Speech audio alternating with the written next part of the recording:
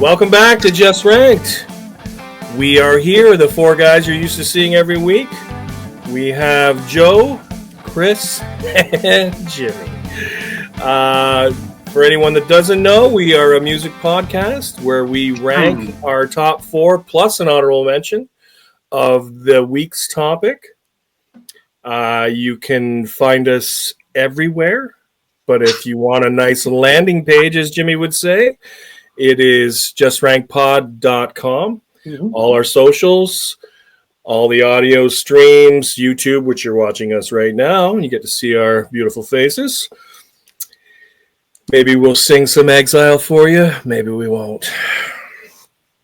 Probably not on this week's episode because the topic this week is a year. The year is 2001. What? 2001? Oh, year 2001. What? What? I knew I'd get you with that. Oh, shit. Anyway, without any further rambling, because there's lots to say, 2001 was a year loaded with lots of great music, lots of artists. I won't bother saying them in case I step on toes, because I've been known to do that and mention some stuff, and then I stole somebody's material. So my days of stealing material are over. Liar. Bullshit. Liar. I'm going last, so who knows what? Maybe it'll all be stolen from me. So I will pass off, and Minnesota Joe will lead us off, if you will, like Kirby Puckett. Oh, 34. Wow. Kirby Puckett, a little Minnesota reference there. Big butt. Says the Minnesota guy wearing Detroit garb. Yeah, so 2001, like you were saying, it was a plethora of riches that year. Oh, yeah. On every genre, too. Yeah. To give you a little insight of mine, all my picks are pop songs. Nice. Wow. Every one of them. I mean, when this album came out, I just fell in love with it. But my number 4 song from 2001 is by Garbage. Oh. It is Androgyny from their album Beautiful Garbage. I love her voice. Again, you know, we talked about Butch Vig before. He's a drummer. He also produces their albums. Butch, if you want to produce my album, that'd be great. One of these days would be wonderful. But this band is kind of melds that need for me between. I don't really listen to dance music. I don't listen to a lot of synth pop, but they're kind of all of that. This was the lead single off their third album, Beautiful Garbage, like I said. It was released in August 2001, hit number 19 in Canada. Did not chart in the United States. Really? Well, because we know what we're talking about up here. About a few things. And ironically, if you actually listen to the album, it sounds like a garbage album, right? But the actually writing of the entire album explicitly, this song, Androgyny, was actually influenced by the band listening to Timbaland and Dr. Dre. Wow. Oh, fair enough. Oh, nice. That's why the sound changed a little bit, but it's such a great song. It's again, if you're not a big fan of Garbage, I pity you because this band scratches so many itches for me. I love Shirley. I love Shirley. Yeah, just the entire band's a big hodgepodge of different styles of musicians, and there's the music they come up with, you know. And I love her lyrics. I love the way she sings. I love how she sings. She's very unique in her voice. She's got a beautiful voice. Again, I don't think perfect. Nope. And that's what makes it great. Amazing. Yeah, she does not need autotune, and I mean, Garbage would not exist if autotune was what it is nowadays, you know, back then. But yeah, my number 4 is Androgyny by Garbage. Was that a siren? Sorry, I live in downtown Toronto. He's got a rave going on. Surely you can't be serious. He honestly, it sounds like he was driving by and cranked the siren right when he was right by our window. It's a warning shot. Right. Yeah. I'm watching you. Good pick. I like Garbage. Yeah, very good. I love Shirley Manson so much. Yeah. Yep. And trip hop, right? They are considered trip hop. Maybe they're considered art rock. Who knows? Yeah, they're considered alternative rock, as we talked about this in a previous show about how I hate genres or music labels, but they're considered alternative rock, electronica, pop rock, and funk.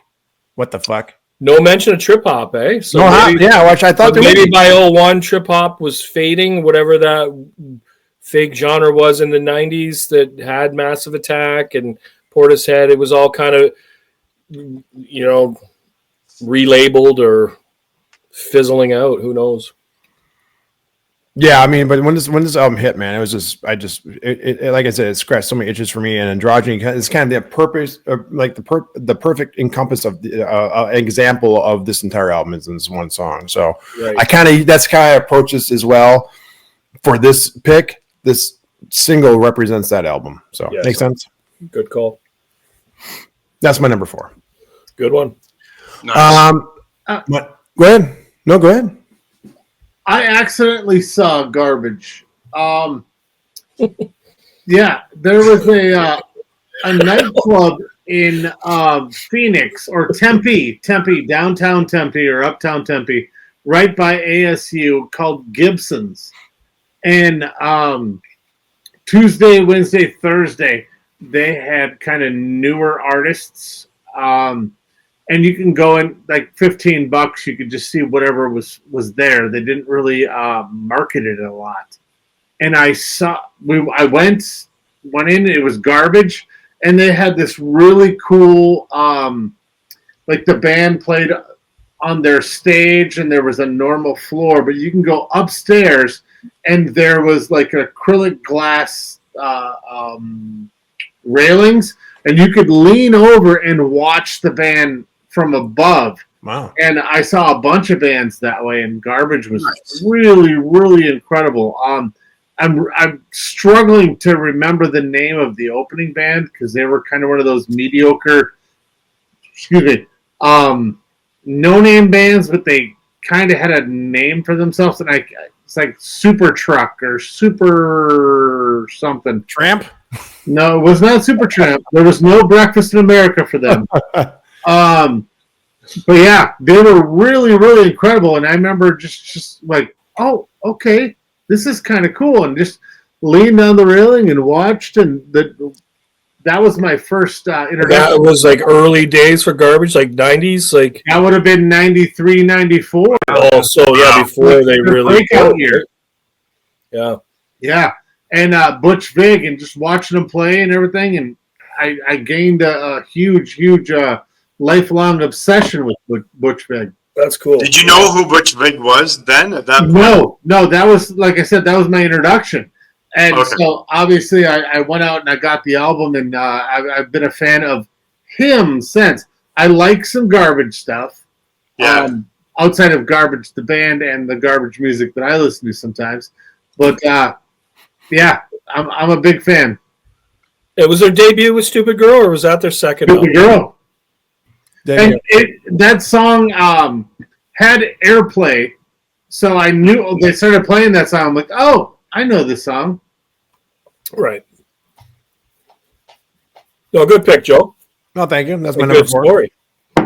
Like I said, I love Garbage. I mean, they're so goddamn talented, and just I don't think they sound like anybody. They're obviously a fusion of a bunch of different sounds, but they're just so uniquely themselves. I think part of that's not only their writing, but it's also Shirley's voice and her lyrics.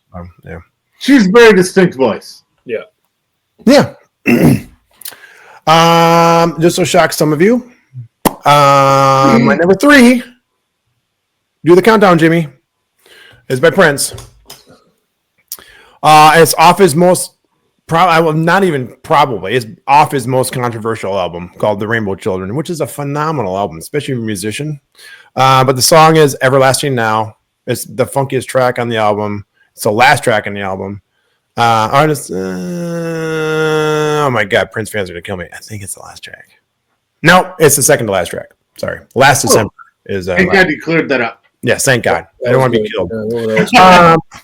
Released in 2001. The reason why the album was controversial, it's literally about his journey to being a Jehovah's Witness. Okay. Kevin Smith had a very famous discussion many years ago, about 2005, something like that, about how he was hired by Prince to make a documentary. Yeah. It was about this album. Okay. And the lyrics, especially if you're a woman, aren't great because it kind of says man up here, woman down here. Oh, wow. And it doesn't kind of say that. It does say that. But the album musically is probably his richest, most complex album ever. It's fused with fusion, jazz, funk, obviously, pop, obviously. But the music on this album is incredible. This song, like I said, is the funkiest one on there. He kind of makes fun of Prince fans. He actually has a line in there where he's not as funky as he used to be because at that point, people were like, why doesn't he just play the stuff he used to play, Right. So it's kind of a play on not only his religion, but he's making fun of people who makes fun of him for not being who they want him to be, I guess. But like I said, this song is really about his journey. So it's not really derogatory, offensive lyrics in this if you're not of the male persuasion. So you can actually enjoy it for what it is. So if you have a chance, just listen to a song called The Everlasting Now. It's a really good song. Yeah, check that out. What else on this song? That's about it. That's my number 3. That's good. I'm in my own little world over here. I have this. I heard what you said, but for some reason, my brain was like, I wonder if Prince ever went door to door. He did. He did. Dude, he did. Get out of here. Famously. I was joking. Famously, No, he did. So the studio's in Chanhassen, Minnesota, which is like, Is it a rule that you have to record? Yeah, you have to sound, witness. And so he did in Okay. Chanhassen. He did go to I don't want to sound like an idiot, but Yeah. No. And people would try to talk to him about his music and stuff, and he's like, "No, I'm here to talk about our Lord and Savior." oh my Yeah. god, I'd be like, no, we're going to talk about anything but that. I want to talk about a lot of city. I mean, imagine opening your door and you hear either a knock or freaking your doorbell, and it was open up, and here's a 5'2" guy in heels, and he's it's Prince. I'm like, oh my god, right? hey, I'm here to talk about my Lord and Savior. It's like, I do have a feeling he was not wearing heels, and I think his knock would be really light. Right, it would be faint, right? fun, and this you can tell I'm way too much of a fan. He wore heels almost 100% of the time. Really? Well, when you're born 5'2" Yeah. and you weigh 80 pounds, you're wearing heels. Yeah, I mean, he famously when he played basketball, he would wear heels. Right. Shirts and Skin, Charlie Murphy story. And do it, and that's why he had bad hips because his heels were custom made and they were made out of metal. And so when he would jump off pianos, imagine now him jumping off a piano and doing splits. right. Now imagine jumping off a piano doing splits and landing in heels. Dude, Right. I can't even jump off of the rug. So the irony is, I'm gonna whittle this down to Prince was on fentanyl because he had hip problems, right? I'm just bypassing this. Moving it over here. Follow me though. Prince died of fentanyl overdose, right? But he did fentanyl because he had bad hips.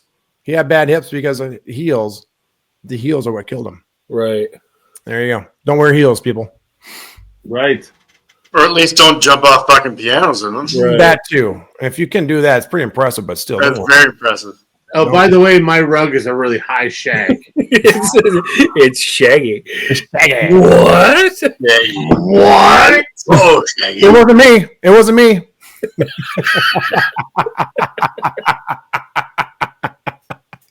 All right, I had to. Normally that's Jimmy's job. I had to. Anyway. Shit.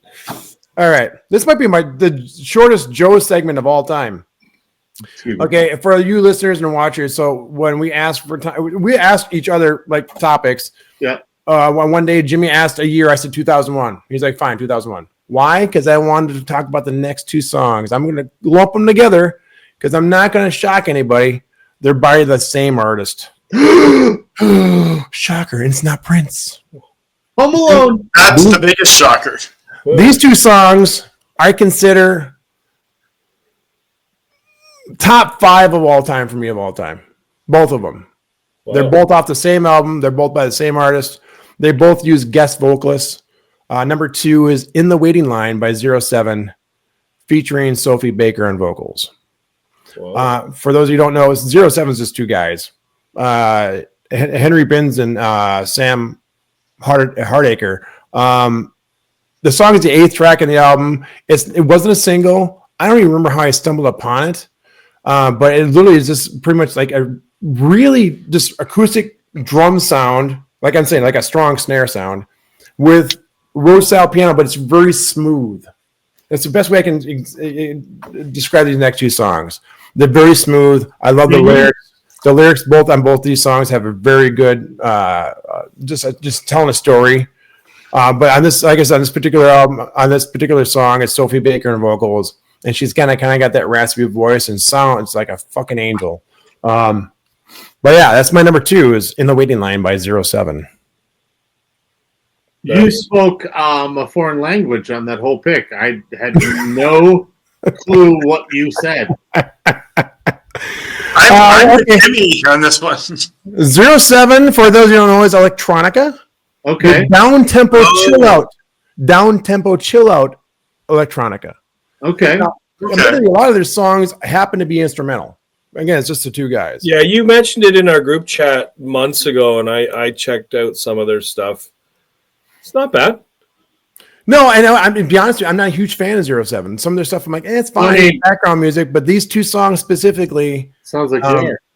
And a little preamble to you guys on the show here. I was playing one of those songs before the show here. I thought, that's what I thought, and I thought it was Sia, right? That was Sia. Yep. So that leaves me in my number 1 pick, which is Destiny by 07. Featuring Sia on main vocals and Sophie Baker singing chorus with her on the track. But you know, Dink loves his Australian singers. There you go, you got Sia. But this is really before Sia made it huge here. He's Australian. I didn't know that. Yep. Me neither. I had no idea. You know that? I thought she was maybe English. I mean, close. I think Australians get offended by that, but I mean, turns out she's a redhead as well. I mean, her name's Shirley. And she does have eyes. This is before she had her. She does have eyes. But this is before she made doing some of these shows. Yeah, with some, not all of them. Sometimes your eyes are just gone, man. Sometimes I'm just looking down. What are you looking at down there, buddy? What do we go down? All the wine I've spilt on my shirt all night. No, if that song you were playing without letting us know that was the track coming up, that song was great.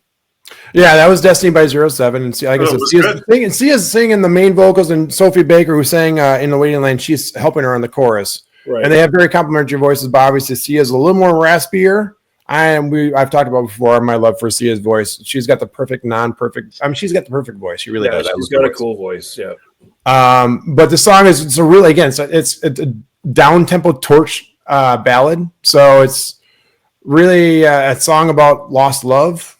You know, the story is, I mean, it's a unique story because she's really talking about her lost love, but she's actually singing that the song starts off about her singing about what she's watching on TV in her hotel room, which is porn.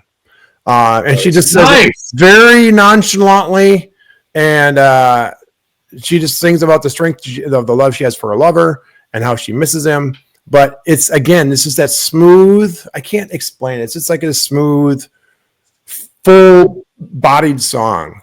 I love it. I mean, seriously, check it out. Destiny by 07. It's my number 1 pick. I love these two songs. I will never get sick of these two songs. They will be in my top 5 of all time songs. I don't care what that list. Oh, that's cool. And I totally, as a guy that has one of those lists, I totally can respect that. I love that shit.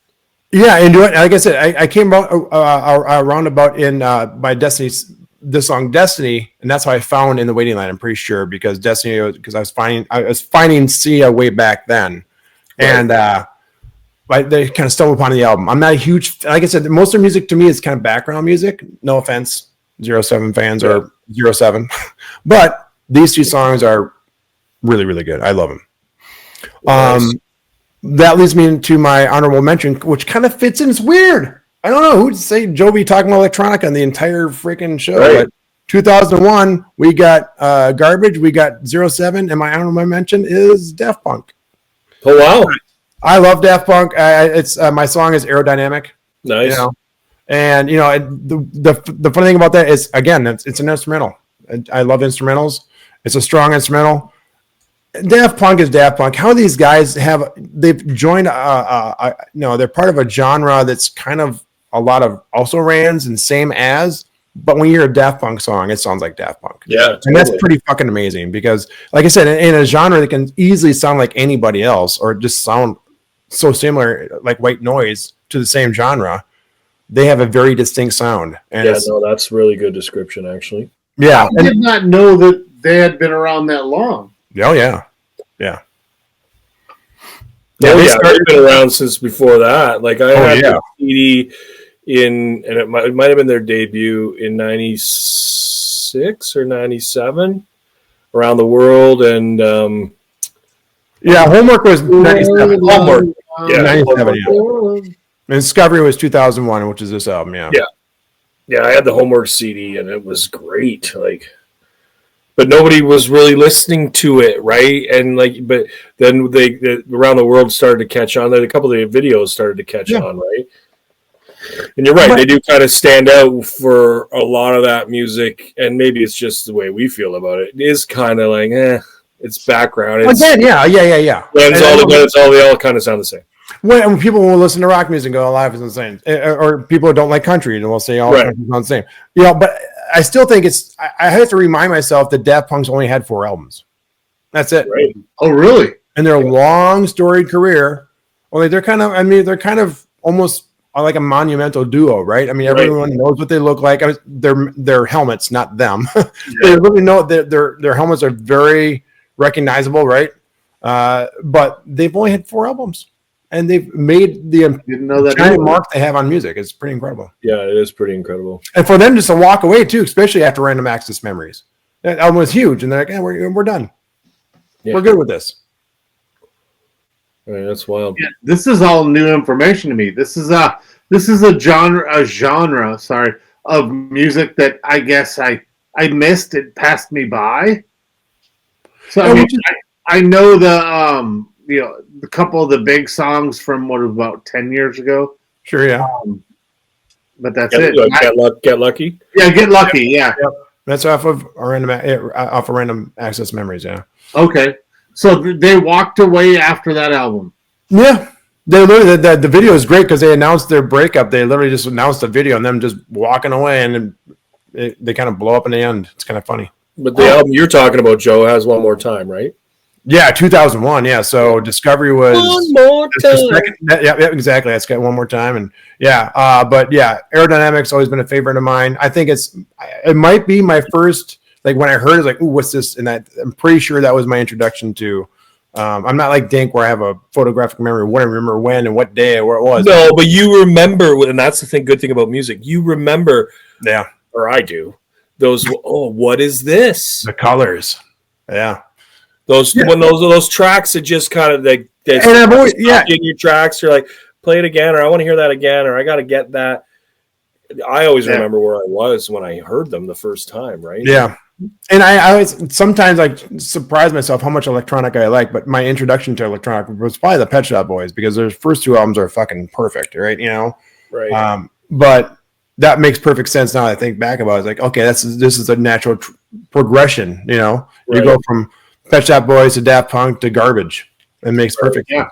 And then somewhere mixed in there is 2 songs from 07 of a band I really don't listen to, but those 2 songs. And I listen to those 2 songs all the fucking time. All the time. Weekly almost. Which is cool. Yeah. So those are my picks. 2001 was a great year for music. And it's weird that I picked all pop songs and I picked kind of 3 songs that are all in the same genre. I don't think it's that weird. It's not weird. It's I don't even know what the word is. I meant surprising, actually. I don't know what I was expecting from Joe. Joe's a very eclectic style of music listener, so I didn't find it that weird. I mean, I guess I found it weird that in 2001 it would come down to just kind of one genre almost, and when there was so much going on that year because it was a great year for music.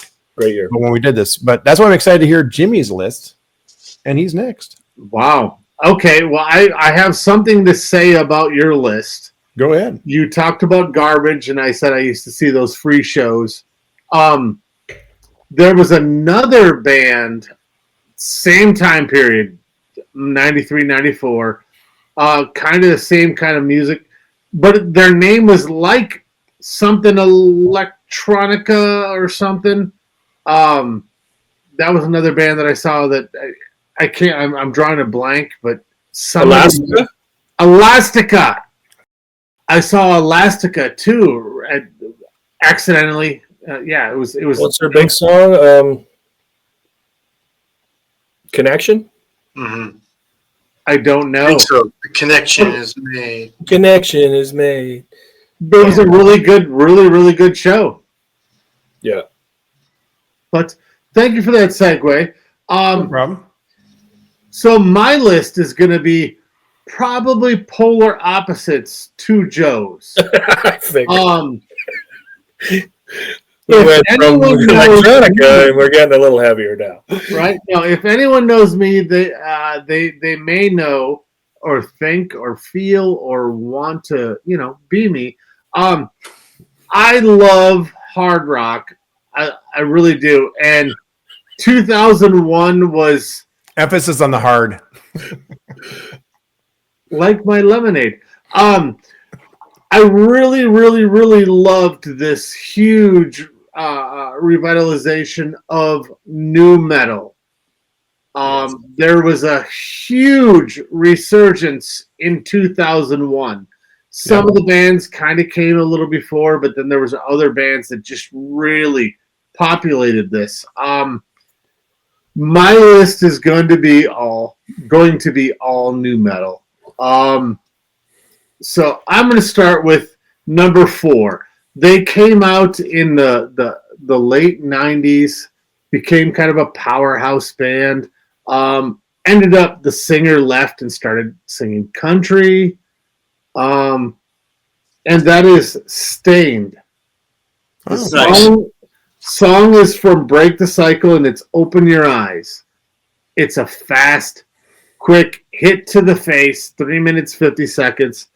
Aaron Lewis, he didn't have like a super like musical voice, but he had a musical voice. He would stretch the boundaries of the vocal limits, and he would actually sing until his voice broke. And that was the endearing thing that I loved about Stained. Their drummer, John Wysocki, unfortunately passed in 2024. 53 years old, liver failure. Incredible drummer. He had some cool chops. He played downbeat. He played upbeat. Never played a swing or a shuffle or anything like that, but he had that 2001 nu metal drummer sound, and he was amazing. The drum pattern to this song is just fucking great. You might know Stained from It's Been a While and Epiphany. For You is the other really heavy radio play song that I love. The lyrics to that song are fucking great. Outside, there's a song Outside on there. I don't know if it's famously, I say that word too much on this podcast, but the story goes to this song is Stained was opening for Limp Bizkit. Aaron Lewis brought this chord progression and a chorus to Fred Durst, and Fred's like, this is fucking amazing. This is awesome.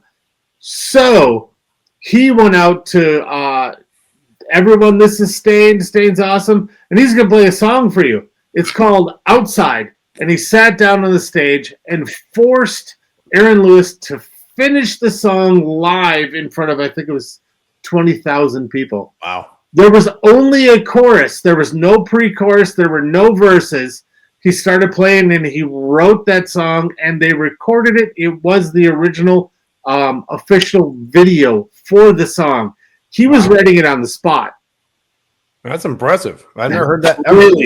Really impressive. That's incredible. I was a really big fan of Stained.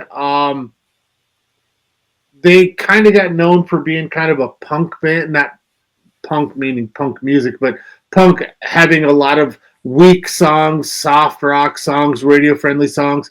But the in-between songs for Staind were just powerful and fucking amazing.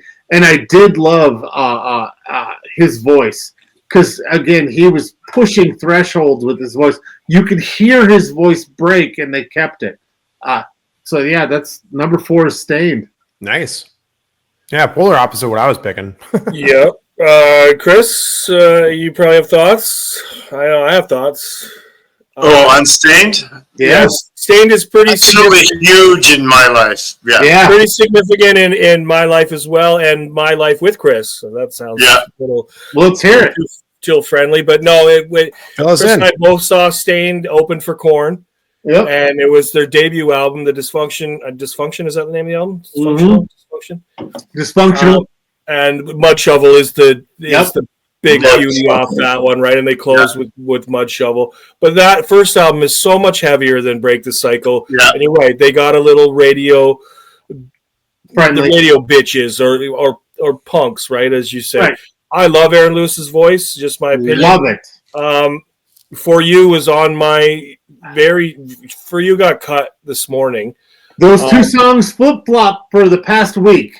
Yeah, and I love It's Been a While, but it is some radio overkill. As far as Outside goes, Chris and I have told you the story about us running over our buddy's foot. Yeah.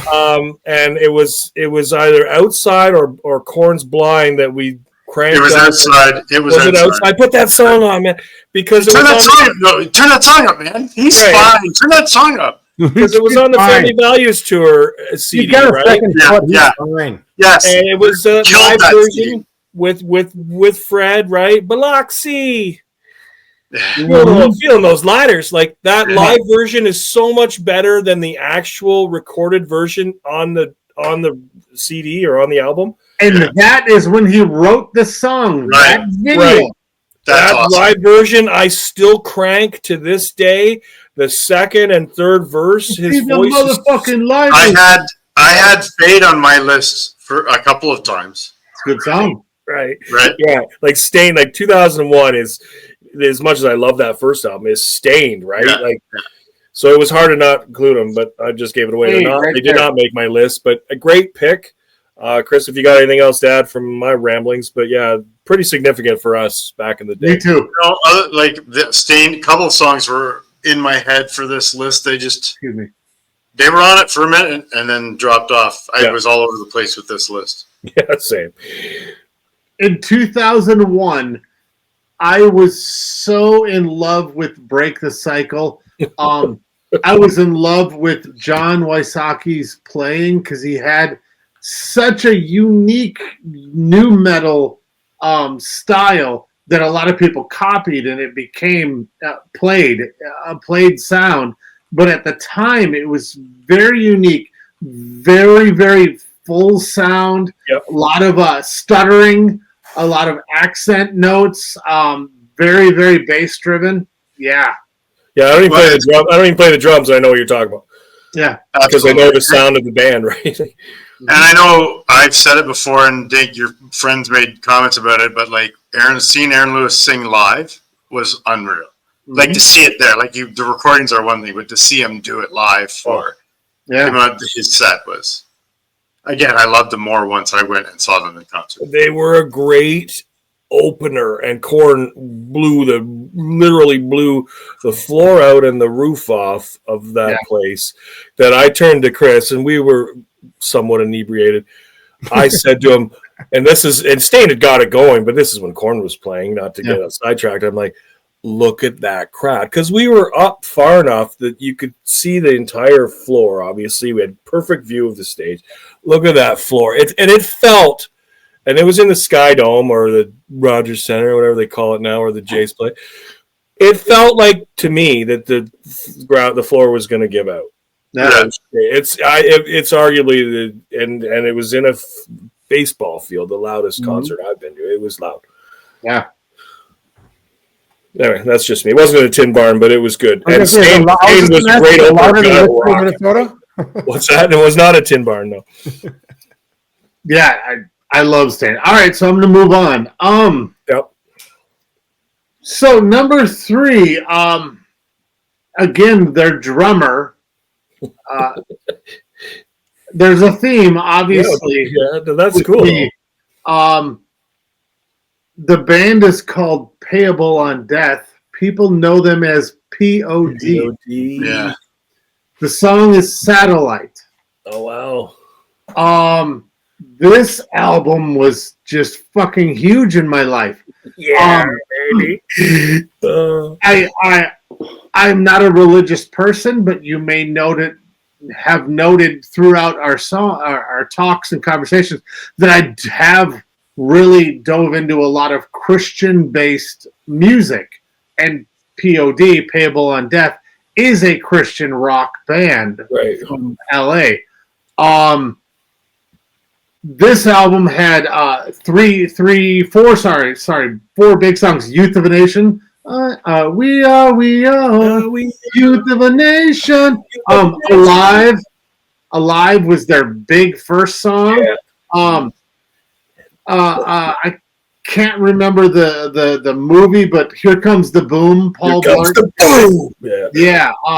And then Satellite. Satellite had this really kind of for new metal, there was a lot of space given with the guitars. It wasn't just there was a fucking great. Really bass driven, lots of space. The song itself went 3 times platinum. There's a lot of harmonics being used, which was for new metal. They brought back harmonics back into the music with guitars and whatnot, and they really emphasized on them a lot, and I loved it. There's a really cool part during the verses. There's a church organ being played just subtly under his voice, and once you know it's there, if you go back and listen, you're like, oh wow, that's a really cool effect. Yeah, the guitar player for the solo, all he does is harmonize with himself. I love this song. I really love this song. You guys. Someone else go first. I got things to say, but Same. I'm a casual fan of POD. I appreciate them. I like them. Same. Song's great. I liked all of their hits. That stuff came out and some of the other stuff. I liked seeing them in. Again, I'm going to go back to the live thing. I didn't see them in concert, but seeing their live footage, seeing them do concerts, the crowd seems really into it. The vocals seem on point. I don't know. I like them. I never had the opportunity to see them. I would have loved to have seen them. I own like 3 of their albums. yeah, no, that's pretty good sum up of what I was going to say, Chris. Same. I couldn't decide on a song because I like all those songs. Mm-hmm. I really liked Boom, but Youth of a Nation has stayed with me probably longer than all of them. Yeah. Like Leo, I find myself singing it, right? It's like Leo Sayer. Why are you singing POD? So yeah, no, they were on the list when I first started doing it, and then I was like, nah, I don't know which one to pick. Oh, good. I can move on to something else. So I'll just blanket all of them out of there. But yeah, great pick. And as far as the drumming thing, like that's to be expected, man. You're a drummer. When Joe references Joe and Steve Vai, like Joe Satriani, Right. we kind of expect that. You got that. That's your instrument. That's your thing. That's your, So It's the first thing I hear in a song is right. And I'm sure Joe does the same thing with a guitar, right? Like, Yeah. Or the weird voice. And the first thing you hear is their Australian accent. Ooh, Right, yeah. Oh, shit. right. Shrimp and a Bobby. Right. Is there any shrimps? What's that? A Cheech and Chong reference? Cheech and Marin reference? Mr. Danko. All right. So number 2, I fell in love with this band like immediately. Mike Cosgrove, the drummer, is just fucking brilliant, and he does things that you can't hear. And being a drummer, you hear them, and they're so pronounced but they're not in the normal groove. And you all right? All right. 1 and 2 and 3 and breathe. All right. So it is Alien Ant Farm, Yeah. and the song is Attitude. So jazz inspired, just incredible. This whole album's fucking beautiful. Anthology.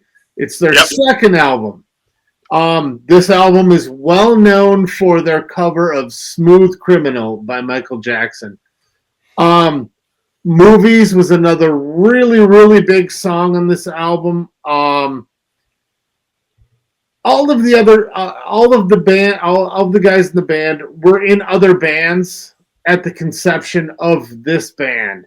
So they were just like Ace, How Long, were sneaking out to have this band. So they thought they were going to do like a Slipknot, have face masks and all this stuff to hide their personalities, because this band was actually better than the bands they were in. But they didn't want to break the hearts of the other bands, so they eventually just came clean and said, "Fuck it, we're Alien Ant Farm." Alien Ant Farm is new metal, funny on purpose.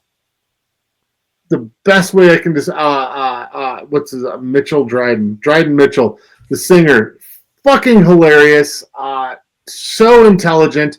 His lyrics are intelligent. Everything he does is just fucking great. Has a 5-octave range. Hard to believe for Alien Ant Farm, but I love it. This is it. The album reached number 11 on the U.S. Billboard 200. 1 million album sales, 100,000 Canada, went platinum, both countries. Yeah, solid. It was on my list this morning. I took it off. That doesn't surprise me, because I was just going to say Attitude was. This band reminds me of Chris. It was one of my honorable mentions. Right. When you went, I figured it was on there, because when someone says Alien Ant Farm, Chris is the first person I think of for some reason. I don't know why. I love because of how many times we listened to Smooth Criminal, probably, for fuck's sake. Probably. I love that album, and all of those songs you listed, I absolutely love. Yeah. And I listen to Attitudes on multiple playlists. It's one of those songs I don't even know it when it's playing, and I'm in the car. I'm singing along with it. I know all the lyrics. I don't know it now, but when it starts playing, I can sing along with it. That's perfect then. If you cut it and someone else had it, then it's in the show. It's perfect. The hidden gem on this album is Calico, another jazzy kind of bass-driven song. Fucking incredible. If you guys, not you guys, not the co-hosts, but the people watching or listening, if you've never listened to this band, please take a half hour and listen to it. They have a bunch of songs on Spotify. They have a bunch of songs everywhere you go. YouTube is your greatest friend. Check them out. Please watch these guys and listen, because they're fucking amazing. No, good pull. Nice picks. Pull. Yeah. Absolutely. Great. All right, so number 1. If you know Jimmy, what's Jimmy's favorite band? Seven Dust. Yeah. And it's going to be Angel's Son. Oh, nice. Wow. Yes. From... Not a rocker, though, right? So... This song is so cool because there's a really cool history behind it. Right. For those that don't know, there was a band called Snot. Their singer had a problem with his heart. Didn't tell the band he was in that he was going to die. He knew, his family knew that he wasn't going to die, and died just out of nowhere, and everyone was shocked. And the members of the band Snot and Seven Dust wrote this song for Lynn Strait, the singer. And the original version was a multi-band composite of the song. And then Seven Dust grabbed it, and Clint Lowry, the guitar player and second voice in the song, repurposed it, changed it around, and they put it on Animosity. There's 4 different versions of the song. There's the version with Snot, the members of Snot. There's a just a plain Jane version with Seven Dust. There's a version with a full orchestra, which the original, the official video has that orchestra. And Is that the straight up one, or which is Straight Up is the one with Snot. That's the Okay. original song. That's the original version. And Sonny Mayo from Snot took over for Clint Lowry when he left, and he became a member of Seven Dust. But the fourth version is just kind of a conglomerate, rough mix, and it's been on all sorts of different things. The harmonies are the greatest part of this song. LeJean has such a powerful, masterful voice. so good. And the guitar player, Clint Lowry, sings the second voice and is just so fluid with it. What's that? Sorry. Oh, okay. The drum beat to it is just so fucking cool, really powerful, but the layman may not realize that he's overplaying to the song, but once you get into the feel and the vibe of it, it's just fucking amazing. I love Seven Dust. I love Angel's Song, or Angel's Son, I'm sorry. And yeah, that's my number one. The cool thing about Seven Dust is they were named after a bug killer for lawns. There was a company in Atlanta. And the other cool thing is their original record label, TVT, was owned by J.J. French, if you know that name. Twisted Sister. Yes. Nice. I did not know that. That's cool. Yeah. So I guess any thoughts, any words? Because I have a couple honorable mentions after Is that. the video when they're on the beach? That's the straight up version. That's the straight up one. Okay, so that's the one. official I'm video, they're in a familiar with. hospital. Okay, I'm the most familiar with the straight up one then. Yep. But yeah, Me too. Yeah. yeah, and we've That's listened to probably it. the one that got played the most on Much Music here. Then. Yeah, probably, and that's the one you and I used to listen to, like you and I and Ian, and Yep. and Snot had My Balls, Your Chin, right? My Balls, Your Chin. Right. They were a different band, that's for sure. Yeah, they're like heavy. I want to put them on. Yeah, like kind of like rap thrash, like it was like weird. Yeah, it was a weird version of new metal because rap thrash was rap trash. Yeah. Right. Joe's like nothing like mine. Nothing like my list. But, I expected this, though. Of course, Seven Dust is going to be on there, of course. Right. And my honorable mention, Dink's honorable mention is 07. No, I'm just kidding. It's a random. I know. It's a dumb song that is completely a stolen sample from the Red Hot Chili Peppers. Oh, I know what it is. And it's Crazy Town Butterfly. Oh fuck! There's something about this song. I know that it's a Chili Pepper song, and there's something about the song that But not everybody knows that. just kind of makes me kind of bounce, and I really dig this song. The next one is going to be Incubus. Nice to Know You. I mean, Incubus Solid. was a big band at the time, and I think the singer's name is Brandon. He is. I still follow him on Instagram. They're still active. They're still fucking banging it out live. Yep. I saw them live with Ian, actually, I think, one time. Fucking unreal. They opened for somebody we saw. They've got 6 or 7 awesome tracks, right? Absolutely. Wish You Were Here. Nice to Know You. That Drive. drummer is fucking Stellar. amazing. Love the Brandon's voice is stellar. Another 5-octave rock singer. Rare having 5 octaves outside of Dio and Mike Patton. And one more real quick because it's a Lark song, and Dave Grohl plays drums, and it is Tenacious D, Wonder Boy. Oh, wow. Wow. That was a nice throw in there. Especially if you had Dave Grohl in there. Yeah. I gotta tell you, a lot of people dismiss Jack Black, but he's got such a fucking amazing voice. He has a 6-octave range. Wow. Wow. Yeah, he's a pretty talented guy, right? If you've ever seen him do the national anthem for the basketball games, fucking incredible. He's got an amazing voice. It's unfortunate that he kind of wastes that amazing voice on lark music or Right. He's made a career of it though, so you can't keep wasting it. So, Jimmy, I'm a little drunk. I forgot what your first honorable mention was. Crazy Town, Butterfly.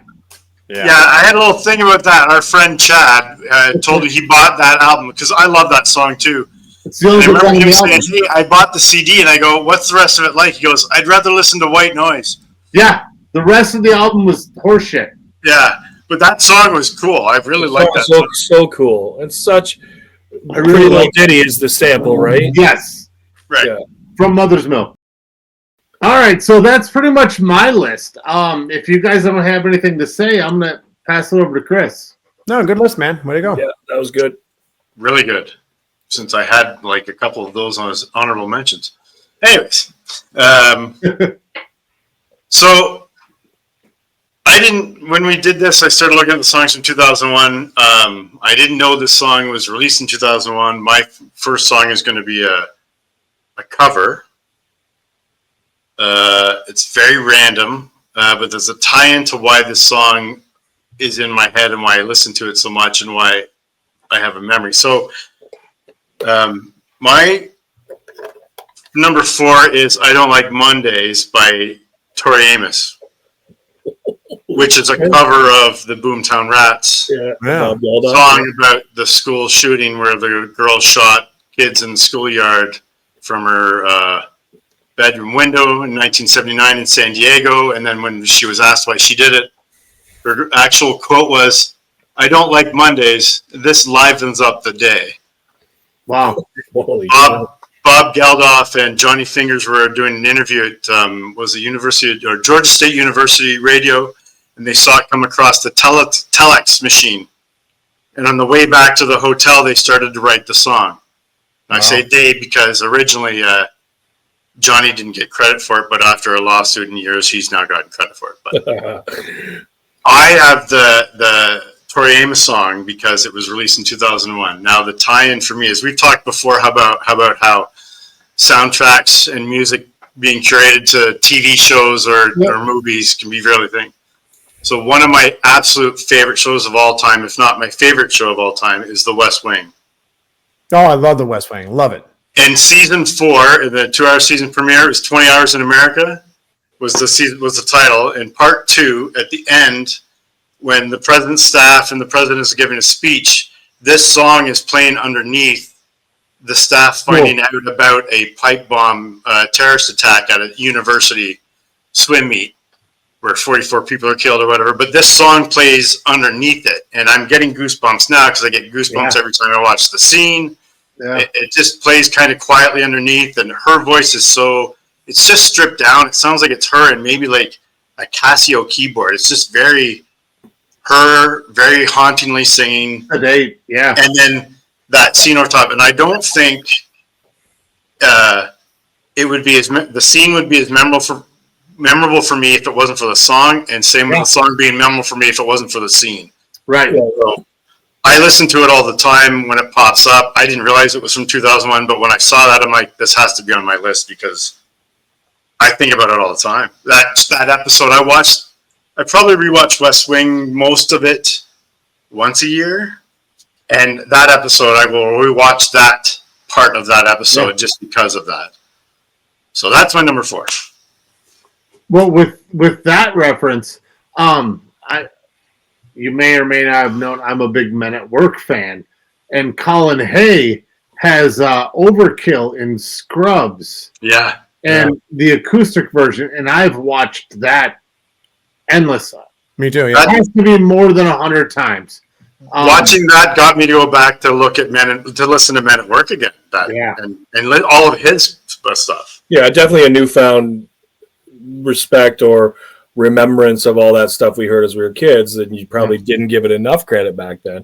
But after he did that, and then you see him in all kinds of acoustic shows after that appearance, right? Yeah. It's and it wasn't like this is where I knew Tori Amos before. I was a fan of her stuff before. She has, I think, excellent covers of Smells Like Teen Spirit and a couple of other that. I've never heard that. Oh my God, it's so good.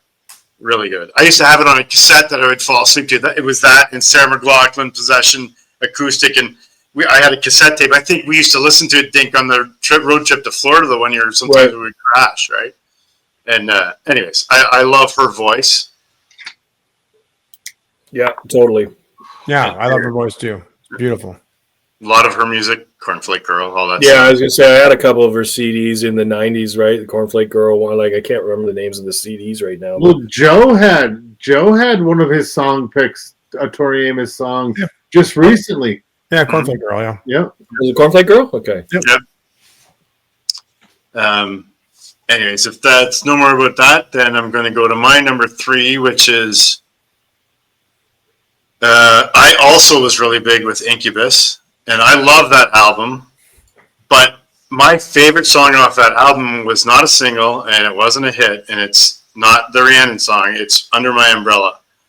I know the song. Yeah. Good fucking song. I like the way it starts off slow, and you were talking about his drumming, the way the drumming enters that song. Yep. And the way it starts off, like you can barely hear Brandon singing, and then the way it goes into it. Love the song. I listen to it still all the time. I love the band. The band did a lot of touring. I saw them live a couple of times. Amazing live.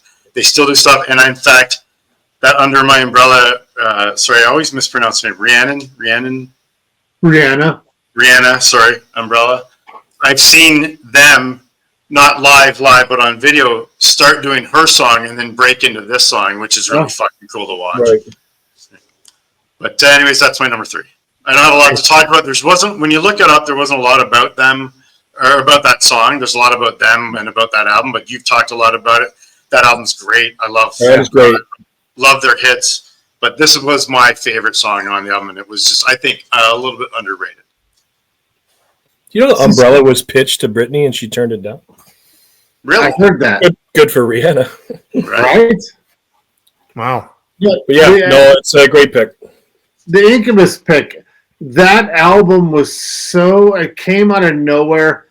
It was very unique. Again, latter copied by other bands. Mm-hmm. Yes. They had this SoCal kind of feel to them.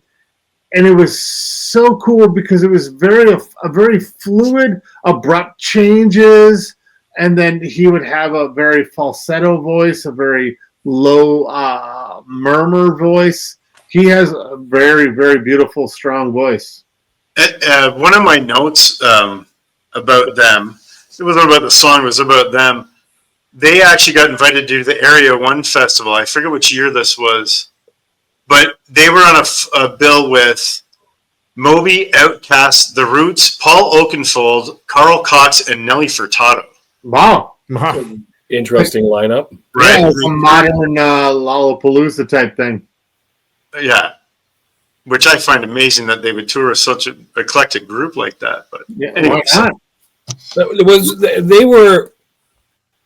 Don't quote me on this because I'm not sure, but because I don't know the album. That's their second album, right? The big album was the second album. Yeah, their debut is a little Morning heavy, View. right?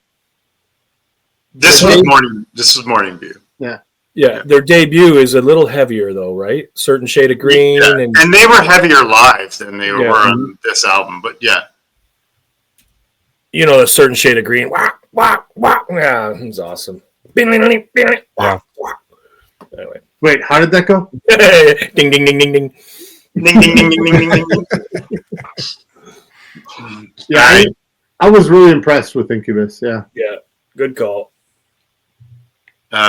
My number 2, again, it has a bit of a memory with, I suppose, a TV show, Entertainment. My number 2 is Blurry by Puddle of Mud. Oh, yeah. like I like Puddle Mudd. I like his Wes's voice, although I know he's gotten some law troubles lately. But they were actually signed by Fred Durst when he got their demo to Limp Bizkit when they were on the Family Values tour that we were talking about earlier. Yep. But I have a link to this song, a memory to it, and also it's another one of the songs that once I hear it, I start singing it. I know the lyrics. I like the way it flows, but also it was used in the video when the WWE changed from the WWF to the WWE. There was a video saying that was the end of the WWF as we know it. All the history, yeah, the history of the WWF to the WWE, and I think Ian turned it on to me, maybe Dink, but or me, or you. It could have been you. I probably rewatched that with that video once a year. Yeah, it's not so even good, wrestling right? anymore, right? Yeah. It's the perfect song for that video too, right? Yeah. Like, and I've said it before, it's a good pick because my wife likes that song, and she like that style of music. It was their highest selling single at 753,000 copies. It won Billboard Award 2002 for Modern Rock Track of the Year. Modern Rock Track of the Year. Yeah. And that album's good. That song with Control, right? And She Fucking Hates Me. Is that on that album too? Yeah. Well, with that song Blurry, I love the beginning guitar line, the whole harmonic. And that's why that wrestling video is so cool because of the way it starts, right? And then it just starts. If you liked wrestling as a kid, it shows all the old wrestlers and stuff. It's cool. Everything it's a cool song to have. Blurry. Yeah. It's so good. Yeah, so good. It got cut a couple days ago. And he kind of fucked that band over because he couldn't stay sober. Right, he couldn't keep his shit together. He's kind of like us. He couldn't keep his shit together. Well, he had that famous video where they're playing About a Girl by Nirvana. I was like, yeah. Yeah, I remember the guitarist's name, but the one guitarist is trying so hard not to laugh when they're playing. It's like, oh my God. Yeah. He's had some issues. Yep. So my number one, again, nobody's probably going to be shocked that it's a Tool song. What? And it's Schism. Yeah. I get goosebumps when I listen to it. It's weird time signatures. I don't know. I get into them, I suppose, but I can just zone out to that, drive to that, fall asleep to that. I could do anything, right? Like, I did some research, and I don't know a lot about music, but I was reading how many. That's what it was. There was an analysis of the song Schism. Says that it alters meter 47 times in the song. Sounds about right. It seems like an obscene amount, but right. It's kind of welcome to Tool. Yeah, that's right. Cool. Right. A lot of noodling. It was best metal performance song of the year it won the Grammy. Extended version song was performed on their live shows. It was the only entry that Billboard Hot 100 until Fear Inoculum in 2019. Peaked at 67. But I love that song. It gives me goosebumps when I listen to it. Again, that album, that band, blah, blah, blah. Yeah, no, I'm a fan. There's a lot of bands with millions of songs, thousands of bands. I have never seen in any band's Wikipedia a section just called time signature, as there is the song. And there's only like 4 paragraphs explaining the breakdown of each time signature. Yeah, I was doing the research. I'm like, I should put some of this in. I'm like, there's far too fucking much in here. I just put the thing about the meters in there. Like, I'm like, Jesus Christ. I could talk about it for an hour. Oh, my God. And not understand 90% of it. Right. Well, we got time. The band is referred to the time signature as 6 8.5. That's awesome. Which is a made-up time signature. Yes, it's completely made up. Yeah. Oh, that's hilarious. Oh, but the song blows me away. Yeah, great song. Great song, man. Love them. Great song by amazing musicians. We've talked about them before in the past, and yeah. Jazz players can't even would most likely not be able to pull off half the shit that they pull off. Very small percentage of bands could pull that off. Yeah, very, very few small. I had a long list of honorable mentions because of this fucking 2001 category. And some of them have been mentioned, so I'm not going to bring them up again. But two that weren't brought up that I will bring up. One is Island in the Sun by Weezer. Okay. Yeah. It's a fun kind of, I like the video. Like, I like Weezer a lot. Song. It's a summer song, yeah. Right. Yeah. And, the other one is Bleed American by Jimmy Eat World. Wow. Oh, Wow. yeah. I have forgotten about that song. I was just going to say, it's been a while since I thought about this. Man, yeah. Is the middle? They had Sweetness, and the middle was a trio. But they had acoustic versions of those that were fucking amazing. Oh, yeah. But Bleed American was the one that I liked the most out of all of them. So, and I like that band. I like the Sways. I like his voice. I like their acoustic stuff. I didn't do any research to see what they did after that, though, to tell you the truth. I don't know either. They had a couple albums after that. Yeah. But that's my list, guys. And we go back to the Dinkus. All right, those are good lists, boys. I feel inferior. Well, That'll be a first. Yeah, okay. Let's see how this goes. I was all over the fucking place and narrowed this list down today. So I like to call this list the 50-50 list. So it is 50% Canadian. Mm-hmm. How can it be 50% when there's 5 songs? Well, there's 6. No, it's your radio. It's 50% Canadian, 50% Canadian, and 50% Australian. Rick Perisher.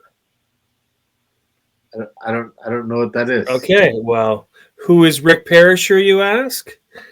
Well, hey, who's Rick Perisher? His real name is Rakesh, but he went by Rick Perisher. He's a record producer that died at the age of 50 in 2014. What was he involved with other than some of the songs? Obviously, half of the songs I'm about to mention. Hey, what was he involved with other than 50% of the songs? Okay, yeah, I'm glad you asked. That's a great question. He produced Temple of the Dog. He produced Sap. He produced Wood, not Dirt, just the song Wood. Blind Melon's debut. Dinosaur Jr., 3 Doors Down, some later Melissa Etheridge, Have a Nice Day by fucking BJ, and Pearl Jam's 10. Not only did he produce Pearl Jam's 10, he played the organ and the percussion on Black and Jeremy. I will roll into my number 4. That guy. So, number 4 has Rick's fingerprints all over it. This is Pain by Stereo Mud.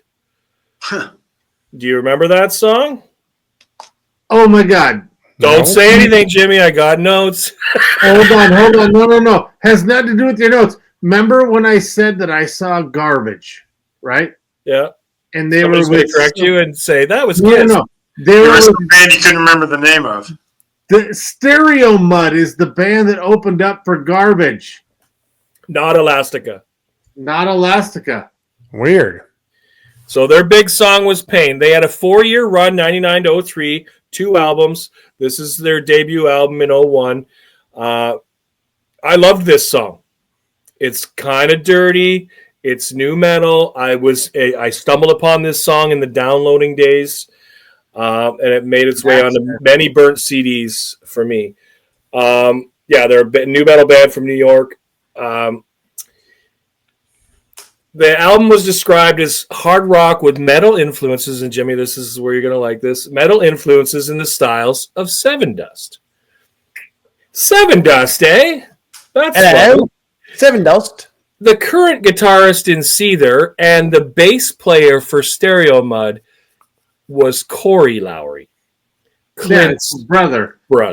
Yeah, right. Wow. They were in a band together. Yeah, Corey Lowry was also a member of supergroups. You say supergroups? Yes, multiple supergroups, and we actually did a show on supergroups. Yes, go back and check it out. Corey Lowry was in Dark New Day with his brother Clint. Brother! I love that fucking album. And he was also in Saint Asonia with Adam Gonche from 3 Days Grace, Norwood, Ontario, baby. Yep. Guitarist Mike Mushak from Stained, previously mentioned. Mm-hmm. And another Canadian reference. I don't know if we saw a Canadian banner there, but we're going to soon. A former drummer of Saint Asonia was Rich Beto, who was in the first 4 albums of Finger 11. Wow. Right. Anyway, I love the song Pain. I got a little sidetracked on all the other notes because I thought it was really cool, the Seven Dust connection, Corey and Clint, and all the 2 supergroups that Corey was in. But anyway, I love that Stereo Mud song. They fizzled out, and obviously Dirty Hair asked him to be in Seether, and so he's the guitarist in Seether now, but he was the bass player in Stereo Mud. Mm-hmm. Corey Lowry. Dirty Hair. Yeah, what's the singer's name? Sean. Oh, it's Dirty Hair from now on. Call Me When You're Sober. That song's about him, right? Yeah. Evanescence, really? Yeah, Amy was dating him, right? And he used to call her when he wasn't. Anyway, Stereo Mud Pain is my number 4. To be fair, if you're never sober, it's hard to call you when you know. Right. Anyway, anyone got anything to add on that track? If you don't remember, it's probably hard to. Don't remember. I don't know. I'm just impressed that you knew Dark New Day. That is a fucking amazing album. If you've ever had the chance to listen to it, it's gorgeous. Well, remember I told you off camera I happened to stumble upon this video with Sonny Mayo and Clint Lowry. That's why, because I was down a rabbit hole, right? Like, and it led me to all this stuff. I was like, oh shit, I forgot about this, and oh yeah, fucking, I don't want you, babe. Yeah. Anyway, that's my number 4. Yeah, I'm not doing it again. Or we'll have a 2-hour outtake show at the end of the year with Pink's terrible vocals. All right, number 3. More Rick Perisher. This time it's Canadian. And he was involved here with Chad Kroeger, the lead singer for Nickelback. And they both co-produced this, and it is Deny by Default. I love this song. I'm trying to get away from saying I love this song, so I had in my notes, say it makes you warm and tingly. Whatever. Some say Default, but it is actually Default. The original band name was The Fallout, and then they found out somebody already had that name, so they decided to take Default by default as a band name. What was Default's Default? What was their big song that Their big song is either this, Deny, or Wasting My Time. Wasting My Time. Yeah, same album, right? So this is another track on that album. Kroeger, like I said, Kroeger actually co-wrote the song with the guitarist Jeremy Hora, but him and Rick Perisher produced the album. The Default guys all went to high school together in Langley, BC. And the lead singer, Dallas Smith, has a very successful country career now. So he goes back and forth between a country singer and singing for Default. I'm wasting my time. And wasting, he's not wasting his time singing country, though, you would think. But he broke a record, I think, by Shania Twain for country songs on the charts here in Canada a couple of years ago. He's massive, right? In fact, he played here last summer in this country music festival, which I didn't really have a huge desire to go to, minus the fact that he was the headliner. So my wife went with some girlfriends and their older daughters, right? 20, 21-year-old daughters. And I was like, I was kind of unimpressed because I really wanted to see him, and I thought maybe her and I would go, but so she knew I wasn't all that happy about it. But I drove her down there, her and this other girl, and dropped them off, and I'm like, have fun, Dallas Smith. I used to listen to him 20 years ago when you didn't even know who he was. And then, of course, she's sending me clips because during his show he plays this song and he plays Wasting My Time. You know, in amongst his country songs, he does some default songs. I'm like, yeah, nice. Why not? But anyway, that's it. That's my number 3. An enjoyable Canadian act. They got ragged on a little bit, and it's funny that they are associated with Nickelback because at one point there was a time where they were on the radio, Nickelback was on the radio, and all the bands kind of started to sound the same. Theory of a default back. Theory of a default back. Yeah. So, but 2 of them are associated. I don't think Theory of a Dead Man are associated with them, but it was like a blend of, oh, you like this shit? They all sound the same, and yeah, well, I like the sounds, so yeah, I do like it. He's got a great voice. He's amazing. Like, yeah, I like him, but not enough to put on this list. But yeah, absolutely. Well, I used to kill that song. Probably if you're at my house, I played it all the time, right? Yeah. Yeah. Anything to add on the Canadian stuff, boys? No. More Canadian coming. You know this one, at least, or you know the band. So it's more Rick Perisher and it's more Chad Kroeger. There's a theme. Yes. Well, this will be the end of it because it was only 50%. So there's 3 straight. And this is Never Again by Nickelback. Okay. I don't give a shit what people say about Nickelback. I fucking have loved Nickelback since the first time I heard them and have never really swayed, other than I can totally understand why people think they're formulaic ear garbage or whatever Fred Savage said in that whole Deadpool clip. Or people think they're stadium rock and it's just contrived shit to get hits. Fuck off. You've never really listened to Nickelback. The deeper cuts, the radio stuff is like any band that gets a lot of play. It's annoying after a while.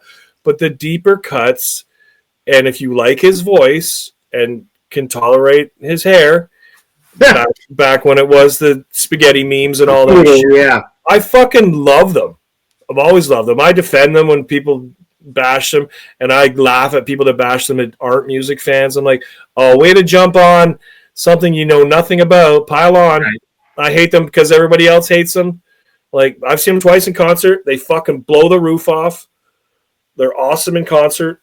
Yeah, I was going to say, I've never understood the hate for Nickelback because they're not a bad band. I never understood it. Makes no sense whatsoever. Like I said, the knocks people have on them is the knock on every popular act. Yeah. You write songs to make hits. You make hits to make money. You make hits to become rock stars or pop stars. That's what it is. So to say their stuff is contrived or made to be a radio candy, that's no different than anything else on the radio. So one year they had the most played song on North American radio. Like obviously not everybody hates them if they're fucking getting that much. They're sold out. Not everybody fucking hates them. Right? My wife is a huge Nickelback fan. She loves Nickelback.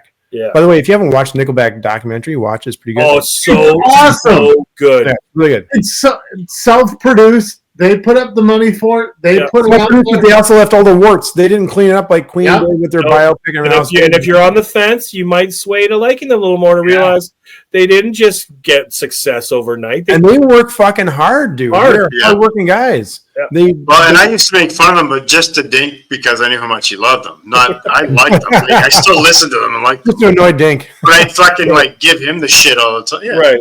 And I was used to it, right? Because I got it from so many other avenues, right? Like, fuck, Dank, why do you like those? I know a little bit about music, so you. Yeah, no, I knew that. Yeah, like, I didn't judge you like I judged some other people. I was like, fuck off, like. Not this time, anyways. Right, not this time. Well, there was a whole thing, for years you could Google world's worst band. Creed would come up, and then after Creed broke up, it was Nickelback. It's like I've never understood Creed.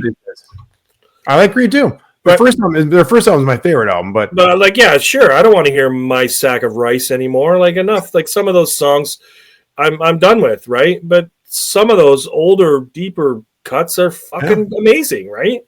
And he's a fucking wiener, but I was never a fan of Creed. Yeah, it's an acquired taste, right? Like, and if you don't like it, you're probably never going to like any of it, right? He also had this thing that. Well, there was a bit of that, gospel type fucking shit.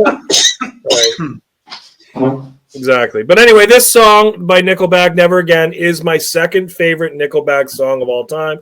And here it falls at number 2 on this list. It is about domestic abuse from the view of a child. It's a very, if you know the song, it's a very strong lyrics to the song in amongst the rocking. Just the subject matter, right? And the drums in this song, and it's the original drummer, Ryan Vicadell, before they changed drummers, and you would know that if you saw the documentary. Right. I think they're really good in this song. They're really prominent, right? They stand out versus some of their other songs when it's really Chad and Ryan's guitars and Chad's voice that dominate their songs, right? But anyway, that's my number 2. And that is the end of Rick Perisher, and that is not the end of Canadian, but You and I both had themes with our picks. Kind of interesting. right. Anything else to add on that? I'll move on to my number 1. No, I always kind of enjoyed Nickelback. I was never but a super fan, but their first drummer, I loved. I loved their first drummer. Second drummer was him. Yeah. The second drummer was just all right, awesome. He's aight. Didn't do anything above the grade, but was Right. I loved the song. Was it Animals? Yeah. That was a very drum forward song too. Oh yeah. Yeah. That's it. They've got a few, right? With the original guy. Mm-hmm. Okay, so this will also appease the people that think we're all rock. This sways well away from Nickelback or any rock, and this was an easy pick for my number 1. It is my second favorite song by this artist too. This is "Family Affair" by Mary J. Blige. Oh, Wow. I love Mary J. Blige. And my kids make fun of me because "Be Without You" is my number 1 song. But between "Be Without You" and which was like for 05 or 06, and this song, they come on in the car or I play them in the car. Like the Katie laughs, the kids laugh. Oh, you and your Mary J. Blige, like I think she's awesome. Like I've always thought she's awesome from the early days. And if anyone doesn't know, and this isn't even in my notes, but she was a backup singer for Father MC, who was like the end of New Jack Swing, you know what I mean, hip hop kind of guy, and then she started out on her own, right? But I don't know. I have it I have the little quotes because I used to put those in my notes. I have a little quote here in my notes. It's only gonna be about a matter of time before you get loose and start to lose your mind. So that's from the song, right? So I usually lose my mind when this song comes on. It's from the No More Drama album. Song was produced by Dr. Dre, and he is mentioned in the song lyrics. The single topped the Billboard Hot 100 for 6 weeks starting in November in 2001. It was the 12th biggest song of the 2000s decade in the U.S., 99th biggest song of all time in the country as of 2018. Rolling Stone, and who gives a shit normally what they say, ranked it the number 95 on their list of 100 best songs of the 2000s. Oh, wow. So that kind of jumped out at me, so I kept it in my notes. But anyway, yeah, that's my number 1, Mary J. Blige. I mean, MJB's got a good voice. Oh, wicked voice. And if you got nothing to add, I'll go move on quickly to my 2 honorable mentions. And again, one is Canadian, and one is many, many, many miles away from Canada. So the first Canadian one is from a band mentioned in older episodes. Chris mentioned them in the opening track episode. So this is Big Wreck, and the song is Ladylike. I love this song. I love Ian Thornley's guitar, and you guys have kind of found them after Chris had. Yeah. This, if you didn't listen to anything more than that first album, I would say go on to this one in 01. They broke up after this album, right? And he went solo, and I think they're back together now. But This album's great. Like the opening track, I think, is "Inhale," which was the first big single. But this one didn't get a lot of radio play. But I love this song. His guitar playing in this song is tremendous, right?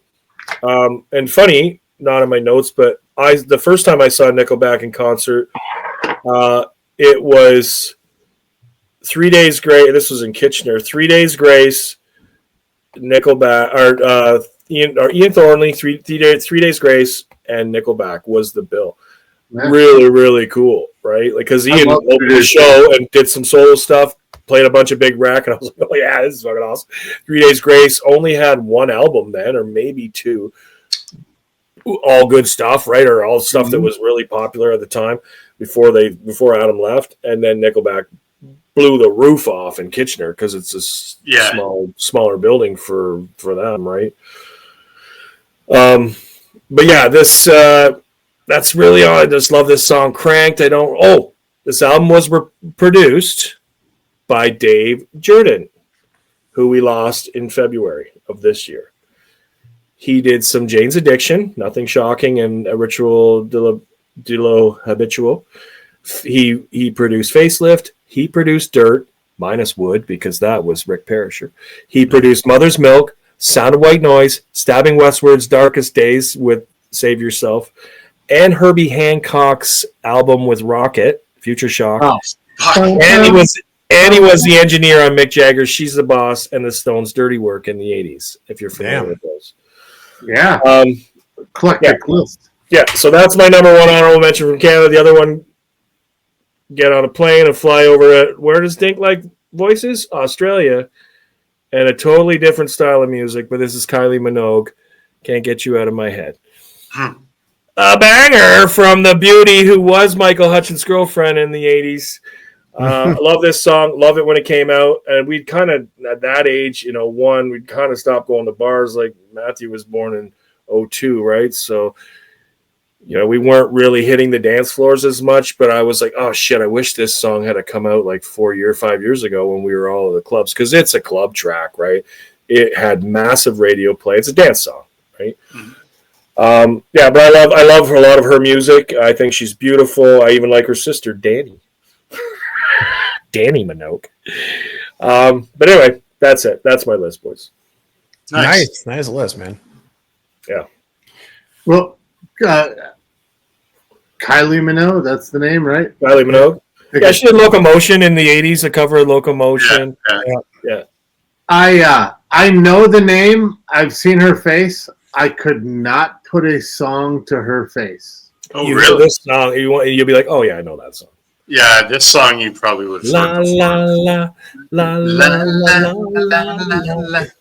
I just can't get you out of my head. I'm telling you, we should make everyone sing their choices every year. Yeah, you should. That's the new rule going forward. All right. I'm not afraid to sing. There are no rules. I'm not doing that. I will not be adhering to that rule. It's a strict guideline. Anyway, that's some pretty good lists. Some pretty good music covered on this episode for sure. I want to give a quick nod to one other cover. I mentioned it loosely pre-show when you said I have a cover. I said, don't tell me what it is, because if it's not this, I want to mention this cover because I didn't know if anyone would have it. But I know that we are all Tears for Fears fans. Yeah. So Gary Jules' Mad World came out in 2001 from Donnie Darko. And was in that Gears of War video game commercial, so got resurgent in 2006 or 2005. That cover is incredible, right? And I think it's actually, and as much as I like Tears for Fears, better than the original. But anyway, yeah, I said it. I missed that one. That's great. No, it was on my list. And I'm like, I'm going to cut this, but I'm going to drop shit all over the place. Am I gone? No, you're good. Oh, I can't see you guys. Oh, fuck. I knocked my keyboard off, and I lost my screen. Yeah, you pulled the Stevie I sounded pretty lost there, dude. Oh, no. Am I gone? Does this road drop off here? Anyway. It's like I'm stoned all over again. Does this road drop off here? Anyway, yeah, I wanted to give it a nod, even though it's not on my list, that I think that we all probably like it. And I had a short list of Janet Jackson, John Mayer, Alicia Keys, and Train, because they had Drops of Jupiter, that nobody mentioned that were significant in my thoughts. But there was lots of other styles of music that we didn't cover. But I was looking at rock for me personally. Minus Mary J. and Kylie. Did I? This might be one of our most diverse episodes ever. Yeah. You might want to be like, tune in next time for Dink's 45 fucking picks. No, as the host, these aren't on my list. As the host in the closing, I'm just saying some other stuff we didn't cover that, because Joe's actually the one, like, we're kind of all on the same train with rock, right? Like, where Joe has this weird shit, so. Someone's got to switch it up, right? Yeah, we In got to switch it up. pre-production, Dink says, no, I only have 6 songs. I do only have. You only have 6 songs. Plus that extra one in all these I ones. do not have 35 honorable mentions. Those are not honorable mentions. Those are collective mentions. Our collective. Oh, another segment. Collective mentions. I feel our first hard rule coming up. I didn't specify John Mayer's songs or Janet's songs. I just said they had albums in that year. They did. Right? Just saying. Let me get my other list. You sneaky motherfucker. Hey, there's tons of music we could talk about. Anything else to add, boys? Before I knock my keyboard off again and lose you? Bunch of rock and Joe's weird shit. Right, Joe's weird shit. No, I didn't mean it like that. I just meant. I don't give a shit.